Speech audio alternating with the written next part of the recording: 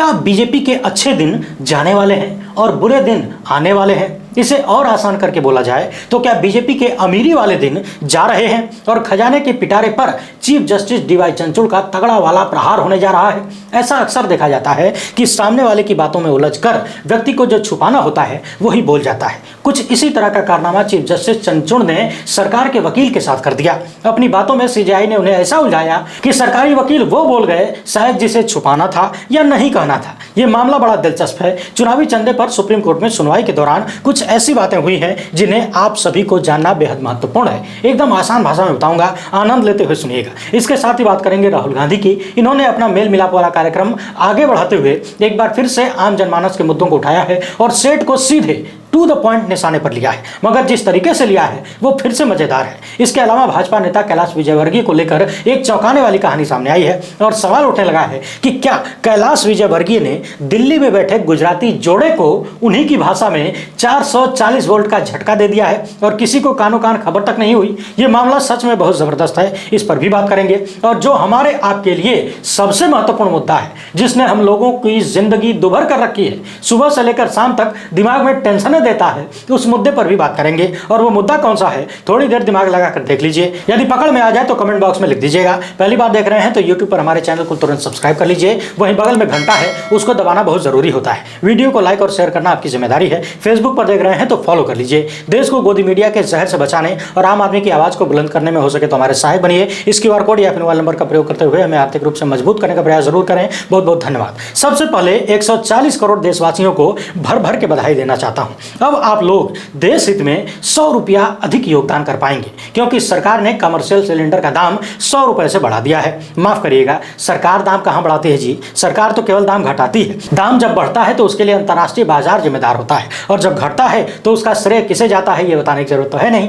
हाल ही में जब LPG cylinder के दाम 200 रुपए कम हुए थे तब पूरा का पूरा गोदी मीडिया, उसके सैकड़ों लपटझंडिस मिलकर 200 रुपए का जश्न ऐसे मना रहे थे मानो 15 लाख रुपया खाते में आ गया हो। लेकिन अब जब कमर्शियल सिलेंडर का दाम 100 रुपया बढ़ गया है तब गोदी मीडिया के किसी लपटझंडिस की जबान से यह नहीं निकलेगा कि 100 रुपया किसने बढ़ाया है। आप में से कुछ लोग कमर्शियल सिलेंडर के नाम पर कह देते हैं कि यह सब तो हमारे लिए थोड़ी ना है, लेकिन शायद आप भूल रहे हैं कि दुकानों पर, ठेले पर, रेस्टोरेंट में, सड़क के किनारे वाली छोटी मोटी दुकानों पर इस देश का हर आम आदमी ही जाता है अपनी अपनी क्षमता अनुसार। ठेले पर अब तक जो थाली 50 रुपए में मिलती थी, या तो दुकानदार उसमें भोजन घटाएगा, या तो क्वालिटी में कमी करेगा, या फिर थाली का दाम बढ़ाएगा। लेकिन आप लोग टेंशन मत लीजिए, विश्व गुरु बनने के लिए ऐसी छोटी छोटी बाधाओं से डरना नहीं है। देश में सिलेंडर का दाम चाहे जितना बढ़ जाए, चुपचाप भरवाते रहना है और गुण गाते रहना है। लेकिन समस्या यह है कि देश में त्योहारों का सीजन चालू हो गया है, और वो त्योहार कैसा जब खाने खिलाने में समझौता करना पड़ जाए। अमीरों को तो कोई दिक्कत नहीं है, लेकिन देश के आम आदमी को समझौता करना ही पड़ेगा क्योंकि त्योहारों की शुरुआत में ही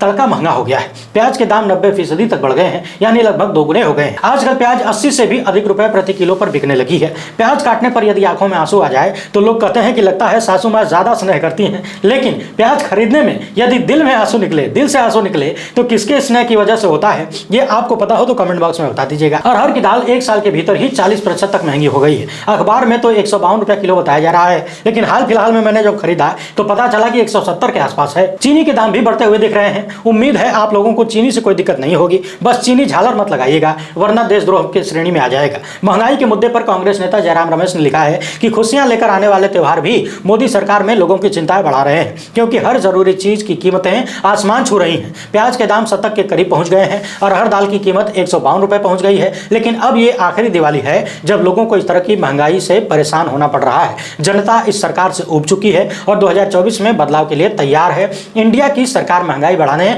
और प्रधानमंत्री के मित्र को फायदा पहुंचाने वाली नीतियों को तुरंत बदलेगी और आम आदमी को राहत देगी। यानी जयराम रमेश की माने तो ये आखिरी दीपावली है जब आप लोग दिवाली पर महंगाई से ज्यादा परेशान हैं। आने वाली सरकार महंगाई पर जनता को कितना परेशान करेगी, कम करेगी या और ज्यादा करेगी, ये तो आने वाला वक्त ही बताएगा। लेकिन फिलहाल महंगाई की गड़बड़ेशन ने हद पार कर दी है। आम आदमी, गरीब मजदूर अपना ही खून पी पी कर जी रहा है। साल 2017 में मोदी सरकार चुनावी बॉन्ड का सिस्टम लेकर आई थी, तभी से इसे लेकर बहुत सारे सवाल उठे। मामला सुप्रीम कोर्ट भी पहुंचा मगर समयबद्ध तरीके से कार्यवाही नहीं हुई, यानी सुनवाई नहीं हुई। इस चुनावी बॉन्ड ने एक तरफ बीजेपी को पैसे के मामले में बाहुबली बना दिया, इतना बाहुबली बना दिया कि आसपास कोई भी राजनीतिक दल भटकने की स्थिति में नहीं था। चुनावी चंदे का ज्यादातर हिस्सा अकेले भारतीय जनता पार्टी के खाते में लगातार जाता हुआ दिखा है। अब जबकि कुछ महीने बाद ही लोकसभा के चुनाव होने वाले हैं, ये मामला सुप्रीम कोर्ट में चीफ जस्टिस डीवाई चंद्रचूड़ की 5 जजों की संविधान पीठ में सुना जा रहा है। खास बात यह है कि जब सीजीआई को इस मामले की गंभीरता के बारे में बताया गया तो उन्होंने न सिर्फ इसे सुनवाई के लिए बल्कि निपटाने के लिए सुनवाई पर तैयार हो गए। इस मामले को उन्हें सामान्य रूप से सुनना था, लेकिन उन्होंने इसे बेहद गंभीर मुद्दा मानते हुए संविधान पीठ का गठन किया। सुप्रीम कोर्ट में इस मामले की सुनवाई चल रही है, लेकिन सुनवाई के दौरान कुछ ऐसी बातें निकल कर आई हैं जो बड़ी रोमांचक भी हैं और महत्वपूर्ण भी हैं। लेकिन इससे पहले आपको 2-4 लाइन और सुन लेना चाहिए चुनावी चंदे के बारे में। साल 1957 में बॉम्बे हाईकोर्ट के चीफ जस्टिस थे MC चागला। इन्होंने चुनावी चंदे के बारे में कहा था कि चुनावी चंदा किसी भी लोकतांत्रिक देश के लिए कोढ़ है, यानी कुष्ठ रोग है। अब आप खुद ही कल्पना करके देखिए, यदि आपके शरीर में कोढ़ हो जाए तो आप चाहेंगे कि जल्द से जल्द इसे निपटा दिया जाए। ठीक उसी तरह से कुछ साल बाद यानी 1968 में तत्कालीन इंदिरा गांधी सरकार के दौरान चुनावी चंदे पर प्रतिबंध लगा दिया गया, यानी कि पूर्व प्रधानमंत्री इंदिरा गांधी ने चुनावी चंदे का मामला खत्म कर दिया। यानी उन्हें लगा कि लोकतंत्र में चुनावी चंदा सच में कुष्ठ रोग की तरह ही है। लेकिन उन्हीं के पुत्र और भारत के प्रधानमंत्री राजीव गांधी की सरकार के दौरान साल 1985 में फिर से चुनावी चंदा शुरू हो गया। लेकिन चुनावी चंदा शुरू करने के साथ ही कुछ पाबंदियां लगाई गई थीं, जैसे कि कोई भी कंपनी अपने मुनाफे का अधिकतम 5% ही चुनावी चंदे के रूप में दान कर सकती है। इसके बावजूद जो कंपनी दान करेगी वो कम से कम 3 साल पुरानी होनी चाहिए। यह नहीं कि आज कंपनी बनाया आज ही दान करने चल गए। मगर फिर भी ये कहा जा सकता है कि कारपोरेट से और कंपनियों से पैसा लेने के लिए ही उस वक्त की सरकार ने चुनावी चंदे को शुरू किया। आगे चलकर डॉक्टर मनमोहन सिंह के कार्यकाल में इसमें संशोधन होता है और कंपनियों पर जो 5% मुनाफे की बाध्यता थी उसे बढ़ाकर 7.5% तक कर दिया गया। यानी कोई कंपनी अपने मुनाफे का अधिकतम 7.5% चुनावी चंदे के रूप में दे सकती है। लेकिन इसके बाद आती है मोदी सरकार और मोदी सरकार ने चवन्नी छाप चंदा बटोरने का खेल ही खत्म कर दिया। शायद मोदी सरकार को लगा होगा कि जनता ने पूर्ण बहुमत दिया है तो चंदा भी पूर्ण रूप से लेंगे, दबा के लेंगे, उसमें कंजूसी करने की क्या जरूरत है। यानी कोई कंपनी जितना चाहे उतना पैसा चुनावी चंदे के रूप में दे सकती है। यानी कोई कंपनी चाहे तो खुद को ही चुनावी चंदे के रूप में दान कर दे, यानी बेच कर दान कर दे। कोई बाध्यता नहीं, सारी बाधाएं हटा दी गई। इसके अलावा अब तक जो बाध्यता थी कि दान करने वाली कंपनी कम से कम 3 साल पुरानी होगी, इस बाध्यता को भी हटा दिया गया। यानी कि आज कंपनी बनाओ और आज ही चुनावी चंदा दे लो। यानी अगर चुनावी चंदा देना है कंपनी के नाम से तो आज ही कंपनी का रजिस्ट्रेशन करो, आज ही चंदा दो। मोदी सरकार लेने के लिए तैयार बैठी है। और उससे भी बड़ा मामला यह हुआ कि पहले विदेशी कंपनियों से चुनावी चंदा नहीं ले सकते थे और इसके पीछे वजह यह थी कि विदेशी हाथ भारत की राजनीति को कंट्रोल न कर सके, विदेशी हस्तक्षेप न हो यहाँ की राजनीति में। लेकिन मोदी सरकार पूर्ण रूप से आन दे वाले फार्मूले पर चल रही थी। इसने उस प्रतिबंध को भी लगभग नकारते हुए सिस्टम बना दिया और एक दरवाजा खोल दिया विदेशी चंदा भी लेने के लिए। कुछ साल पहले जब मोदी सरकार चुनावी चंदे का यह सिस्टम लेकर आई थी तब खबरें आई कि रिजर्व बैंक से लेकर चुनाव आयोग तक ने इस पर सवाल उठाए। यह कहा गया था कि इससे काला धन को बढ़ावा मिलेगा, भ्रष्टाचार बढ़ेगा, लोकतांत्रिक पारदर्शिता कम होगी। रिजर्व बैंक ने तो यहां तक लिख दिया था कि ये चुनावी बांड बहुत खतरनाक है, इसके तहत सेल कंपनियां यानी फर्जी कंपनियां बना दी जाएंगी और उसके जरिए विदेशों से भी पैसा आएगा। चुनाव आयोग ने यह भी कहा था कि इलेक्टोरल बॉन्ड स्कीम से राजनीतिक दलों को मिलने वाले चंदे की पारदर्शिता पर गंभीर असर पड़ेगा। राजनीतिक दल बगैर किसी जांच के विदेशी चंदा भी ले लेंगे और चंदा देने वाली विदेशी कंपनी भारत की नीतियों को प्रभावित कर सकती है। यानी विदेशी कंपनी कोई पैसा दे रही है तो वो अपने हिसाब से भारत में नियम कानून बनवाने की कोशिश करेगी। इसके अलावा इलेक्टोरल बॉन्ड कौन खरीद रहा है ये पता भी नहीं चल रहा है। यानी सभी जिम्मेदार संस्थाओं ने इसे गलत बताया था, भारतीय लोकतंत्र के लिए खतरनाक तक बताया था। काला धन और भ्रष्टाचार में बढ़ोतरी की बात भी कही गई थी, मगर चूंकि शायद ये सब कुछ सोच विचार कर ही मोदी सरकार ये सिस्टम लेकर आई थी, इसीलिए इन बातों का कहीं कोई असर नहीं हुआ। पता नहीं क्यों मोदी सरकार हर एक हिसाब किताब को छुपा कर रखना चाहती है। जैसे कि पीएम केयर फंड, कितना पैसा आया, कहां गया, कहां खर्च हुआ, उसका हिसाब किताब नहीं बताते। सेठ की कंपनी में हजारों करोड़ रुपया किसका था उसकी जांच नहीं करवाते। ठीक उसी तरह से चुनावी चंदे के रूप में कौन कितना पैसा दे रहा है उसका स्रोत नहीं बताते। पूछने पर सरकार के पक्ष के वकील सुप्रीम कोर्ट में कहते हैं कि जनता को यह जानने का अधिकार ही नहीं है कि राजनीतिक दलों को कौन कितना पैसा दे रहा है। शायद इन्हीं चीजों को देखकर सुप्रीम कोर्ट के चीफ जस्टिस ने इस मामले को बिल्कुल हल्के में नहीं लिया। जैसा कि विपक्षी दल लगातार आरोप लगा रहे थे कि आम आदमी के लिए चुनावी चंदे का स्रोत जानना मुश्किल है, लेकिन जो सरकार में है उसे तो सब पता चलता रहेगा कौन खरीद रहा है, किसको दे रहा है। विपक्षी दल यहां तक आरोप लगा रहे थे कि बीजेपी के अलावा अन्य दलों को चंदा देने वाले लोगों पर मोदी सरकार जांच एजेंसियों के माध्यम से शिकंजा कसती है, उन्हें परेशान किया जाता है, उन पर दबाव बनाया जाता है कि देना है तो बीजेपी को दो, किसी और पार्टी को चंदा मत दो। अब इस मामले की पिछले 2 दिनों से सुप्रीम कोर्ट में ताबड़तोड़ सुनवाई हो रही है। 5 जजों की संविधान पीठ में इस मामले को सुना जा रहा है, लेकिन सुनवाई के दौरान चीफ जस्टिस ने बातों ही बातों में सरकारी वकील को कुछ इस तरह से उलझा दिया कि जो आरोप विपक्षी दल लगा रहे थे, या यूं कह लीजिए कि जो बात सरकार दबाना चाहती थी वही बात सरकारी वकील की जबान से खुद ही निकल गई। सुनवाई के दौरान चीफ जस्टिस ने कहा कि मेरी राय है कि क्यों न चुनावी चंदे का सारा कार्यभार चुनाव आयोग ही संभाल ले, यानी कि सारा चुनावी चंदा चुनाव आयोग के पास जाए और चुनाव आयोग समानता के आधार पर सभी राजनीतिक दलों को बांट दे। इतना सुनते ही सॉलिसिटर जनरल यानी सरकार के वकील ने तबाक से बोल दिया कि तब तो एक को पैसा नहीं आएगा, यानी चुनावी चंदा मिलेगा ही नहीं। फिर क्या था, चीफ जस्टिस को जो सुनना था वो मिल गया। उन्होंने कहा कि इसका मतलब है कि चुनावी बॉन्ड के रूप में जो पैसा किसी पार्टी को मिल रहा है वो किसी खास मकसद से मिल रहा है, और ये खास मकसद का मतलब आप समझ रहे होंगे, यानी कि बड़े बड़े सेठ लोग करोड़ रुपया एक पार्टी को चंदा दें और वो पार्टी सरकार में आए या फिर सरकार में रहे तो उस सेठ के अनुसार नियम कानून बनाए ताकि सेठ को मोटा माल कमाने में आसानी हो। क्योंकि कोई भी व्यक्ति किसी भी पार्टी को करोड़ों रुपया मुंह दिखाई तो देगा नहीं। बिजनेसमैन तो बिजनेसमैन होता है, उसे तो धंधा करना है, 1 रुपया लगाना है तो 100 रुपया निकालना है। इससे राजनीतिक दल और बिजनेसमैन का तो फायदा होगा, लेकिन देश की आम जनता का भयंकर नुकसान होगा, जो कि लगातार पिछले कुछ सालों से होता आ रहा है। उसके पहले भी होता था, लेकिन अब हद से ज्यादा हो गया है। आगे चर्चा के दौरान यह बात भी सामने आई कि जो भी सत्ता में रहता है उस पार्टी को चंदा ज्यादा मिलता है। कहा गया कि जब कांग्रेस सत्ता में थी तो उसे भी ज्यादा चंदा मिलता था। इस पर चीफ जस्टिस ने कहा कि हम इस मामले पर सुनवाई कर ही नहीं रहे हैं,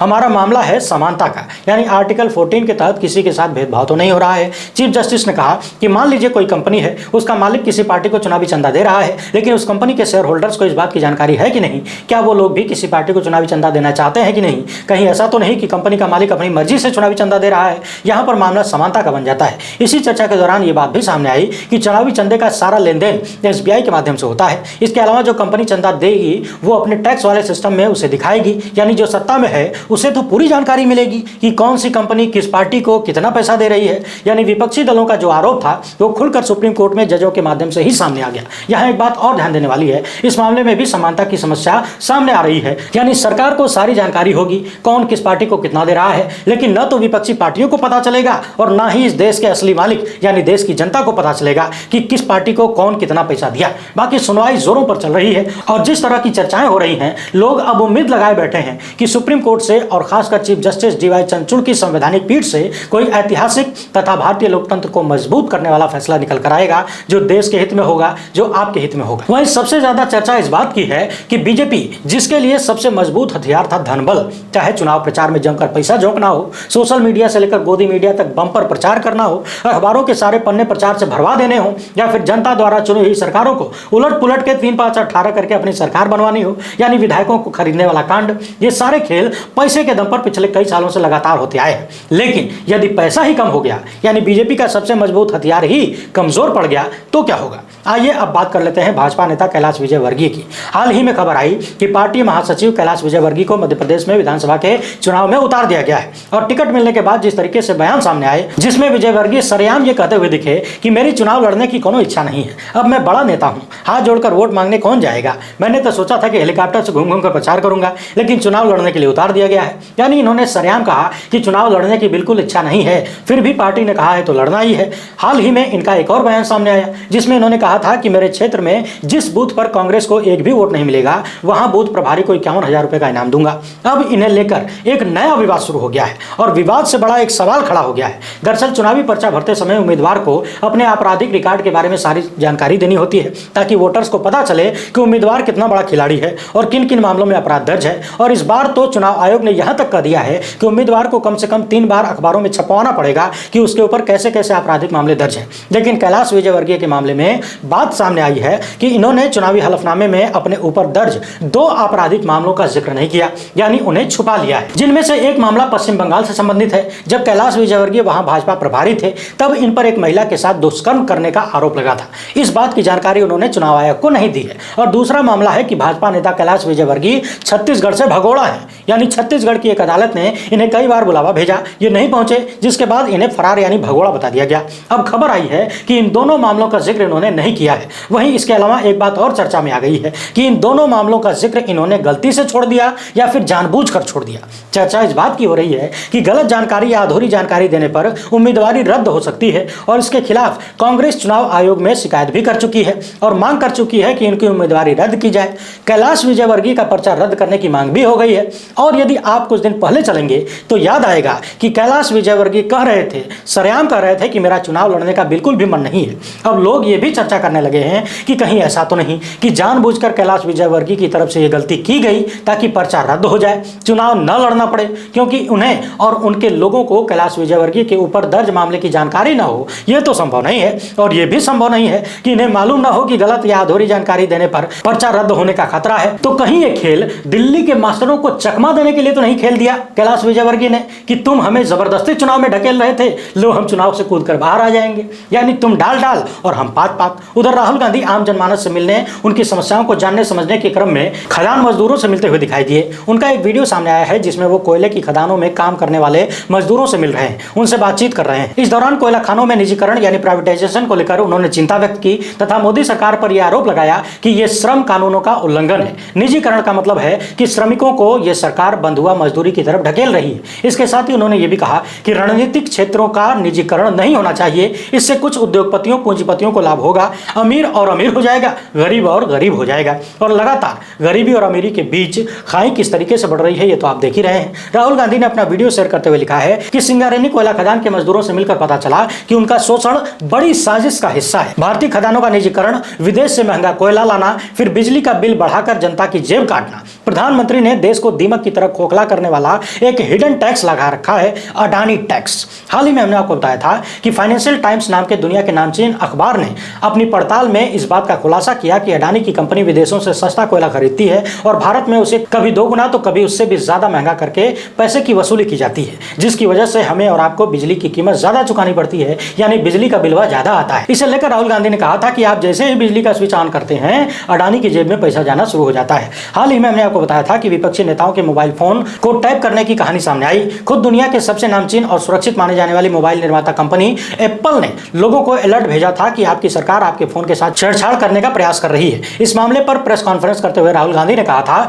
कि राजा की जान तोते में है और हमने उस तोते की गर्दन पकड़ रखी है, जकड़ रखी है, छोड़ेंगे नहीं। राहुल गांधी ने यह भी कहा कि यदि सरकार को मेरा फोन चाहिए तो मैं दे देता हूं, ले जाओ, टैपिंग करने की जरूरत नहीं है, तुम ऐसे ही ले जाओ। इसके बाद लोग ये भी कहने लगे कि क्या बीजेपी के किसी नेता की इतनी हिम्मत है कि वो सरेआम ऐलान कर दे कि मेरा फोनवा ले जाओ, देख लो क्या है इसमें। यानी कुल मिलाकर पिछले 1 साल से भी कम वक्त में जब से हिंडनबर्ग की रिपोर्ट सामने आई है, जब से अडानी पर दुनिया के सबसे बड़े कथित कॉर्पोरेट फ्रॉड का आरोप लगा है, तब से राहुल गांधी ने अडानी के मुद्दे को जिस तरह से जकड़ा है, जिस तरह से पकड़ा है और आए दिन हर एक मामले में अडानी ग्रुप पर होने वाले हर एक खुलासे और लगने वाले आरोपों को जिस तरीके से राहुल गांधी लगातार उठा रहे हैं, इसका असर यह हुआ है कि गांव-गांव में जो लोग अडानी का नाम तक नहीं सुने थे, नहीं जानते थे, हालांकि ज्यादातर अभी भी नहीं जानते हैं, लेकिन इतना जान चुके हैं कि अडानी नाम का कोई व्यक्ति है जो देश के प्रधानमंत्री का बहुत गहरा मित्र है, घनिष्ठ मित्र है, जिसके नाम पर बड़े बड़े लोचे हैं, लेकिन प्रधानमंत्री जांच नहीं करवा रहे हैं। इतनी बात लोगों तक पहुंच चुकी है और शायद यही वजह है कि मोदी सरकार अडानी के नाम से हिली हुई है, भीतर से हिली हुई है। उधर हाल फिलहाल में संजय सिंह और महुआ मोइत्रा ने भी सामने आकर यह बयान दिया कि उन्हें यह ऑफर दिया गया कि मोदी और अडानी का नाम लेना बंद कर दो, 6 महीने तक शांत रहो, इसके बाद सब कुछ ठीक हो जाएगा, यानी कि चुनाव बीत जाने दो। यदि इन आरोपों को सच मान लिया जाए तो इतना तो तय है कि मोदी अडानी के रिश्तों को लेकर मोदी सरकार भयंकर रूप से डरी हुई है, क्योंकि यह रिश्ता शायद ऐसा है जो प्रधानमंत्री पद के रिश्ते को तोड़ सकता है। वैसे कैलाश विजयवर्गीय वाले मामले पर आप क्या सोच रहे हैं? आपकी क्या राय है? उन्होंने गलती से अपना अपराध छुपा लिया या फिर जानबूझकर किसी को चकमा देने के लिए छुपाया है? अपनी राय कमेंट बॉक्स में जरूर लिखिएगा। वीडियो पसंद आई हो तो लाइक और शेयर कर दीजिए। पहली बार देख रहे हैं तो चैनल को सब्सक्राइब कर लीजिए। हमसे जुड़ने के लिए बहुत बहुत धन्यवाद। चाहिए